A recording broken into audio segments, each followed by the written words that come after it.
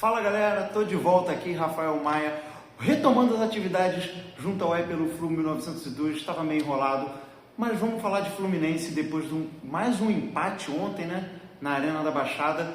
Antes de começar a falar, já peço a você que não segue o pelo Flu 1902, se inscreva no nosso canal, deixe seu like, compartilhe esse vídeo para que ele consiga chegar a cada vez mais tricolores, trazendo sempre a visão diferenciada e isenta da galera aqui do pelo Flu 1902. Bom, quem já acompanha as nossas lives, acompanha o Nemésio e o Fita, que estão aí mais à frente nesse momento, eu também já participei de muitas lives, estou um pouquinho afastado, mas pretendo voltar em breve, sabe que a gente aqui tem uma paixão apenas, o Fluminense.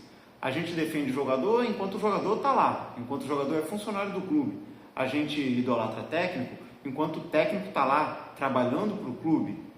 E questão de diretoria, a gente acaba ficando um pouco afastado, porque eles não são remunerados e às vezes ficam durante muito tempo no clube e acabam saindo, digamos assim, às vezes um pouco mais ricos do que quando entraram, né? Então, o que acontece? A gestão do Fluminense esse ano, pífia, né? Tudo deu certo ano passado, a gente ganhou a Libertadores. Eu já estou começando a acreditar que foi mais uma coisa do destino, do cosmos, do universo, do que propriamente por planejamento acertado.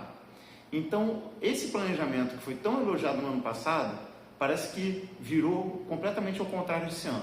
E o Fluminense vem sofrendo, a gente vai chegando na penúltima rodada precisando vencer o Cuiabá em casa, o que ano passado seria considerado uma missão facílima de se resolver, e esse ano, sei não, acho que a gente vai ter dificuldade para vencer. E dependendo de empate, tanto do Criciúma quanto do Bragantino na penúltima rodada, diante do Flamengo e do Atlético Paranaense, para a gente já se livrar do rebaixamento, não precisar de ponto nenhum contra o Palmeiras. Então, esse ano a gente teve algumas coisas estranhas que aconteceram nos bastidores do Fluminense, né? A venda do Nino foi uma que foi muito contestada por todos nós, principalmente pelo baixo valor de mercado. Mas aí vem o Mário Bittencourt com a narrativa, não, que eu tinha prometido ao jogador, tudo mais, e liberou a preço de banana. O André foi embora, ele dizendo que precisava vender, mesmo tendo recebido coisa de 200 milhões de reais com a premiação da Libertadores do ano passado. Vendeu o André, vendeu o Alexander e o time foi se esmiuçando, né? O time foi puindo ali no meio campo, né? Esmiuçando não é a palavra certa. E aí, outro jogador para o qual ele teria prometido que ia liberar, sei lá quando, foi o John Arias. E é sobre o John Arias que eu quero falar. Essa pequena crônica que eu vou fazer aqui, eu estava até assistindo o jogo de ontem, eu tinha certeza que o Arias ia perder o pênalti. Mas eu tinha muita certeza, tinha certeza quase absoluta, por tudo que vem se construindo. O Arias queria muito ter ido embora na janela de meio de ano. Fez tudo para ir embora. Aí teve história de proposta do Girona, proposta do Galatasaray e tudo mais. No final das contas, a janela fechou e o Arias ficou claramente a contragosto no Fluminense. E aí, galera, a gente tem que parar para pensar. Ninguém é maior que a instituição. Ah, Rafael, mas se o Arias fosse embora, a gente já estava rebaixado. Será que já estava mesmo? Não tem um moleque da base lá querendo correr mais do que ele? Ah, mas a qualidade dele é indiscutível. Concordo com vocês. Mas a gente viu alguns cortes do último jogo contra o Criciúma no Maracanã, principalmente, o Arias andando em campo. Andando em campo. E aí vai ter gente que vai virar, Rafael, você está querendo criar quizumba, o momento não é esse. O momento é do Fluminense se salvar. E o momento é de que todos que estejam no Fluminense, trabalhando no Fluminense, torcendo pelo Fluminense, estejam imbuídos no Fluminense se salvar. Eu acho que ficou muito claro que em algum momento, talvez por alguma promessa do Mário Bittencourt, e até pela postura do Mário Bittencourt, o John Arias se achou maior do que a instituição, se achou maior do que o próprio Fluminense. E na pele dele, para ser muito sincero, eu também me acharia. O presidente vir a público e falar, não, nós temos que ser eternamente gratos ao John Arias, porque ele nos colocou num patamar. Cara, jogador de futebol, o ego do cara vai lá para cima. E aí, está se desenhando uma guerra de narrativas entre Mário e John Arias. Na verdade, entre todo o elenco de John Arias. A impressão que eu tenho é que os jogadores do Fluminense estão de sacanagem sim, mas não é com a torcida.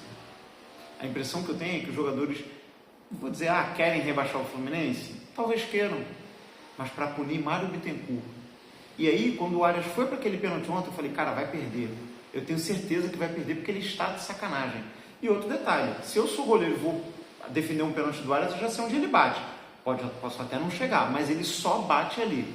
Então, quando o Arias foi para aquela penalidade que eu tinha certeza que ele ia perder e perdeu, cara, eu fiquei muito pé da vida. Eu já estava preparando para falar coisas horríveis dele aqui. E aí, no segundo tempo, ele corre mais do que nunca. Tem o Ganso para dialogar com ele. E aí ele faz aquele golaço. E aí eu fiquei aguardando a comemoração dele. Quando eu vejo que ele deixa de comemorar o gol para ir para a torcida do Fluminense pedir desculpas.